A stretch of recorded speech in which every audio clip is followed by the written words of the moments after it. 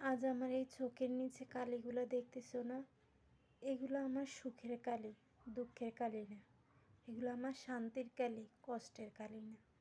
তোমরা যারা জানো না সিজার কী জিনিস, না জেনেই যারা সিজার করতে যাও বা ইচ্ছেকৃত সিজার করতে যাও, তারা বুঝবে সিজার কী জিনিস করার পরে, আগে না।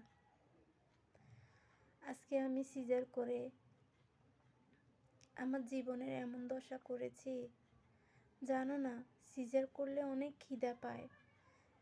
প্রথম 3 মাস তুমি খেতে পারবে না, তারপরে 3 মাস তুমি একটু একটু খেতে পারবে। এরপর থেকে তোমার শুধু খিদেই লাগবে।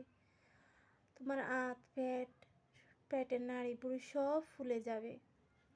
দয়া করে তোমরা কেউ সিজারে যাবে না।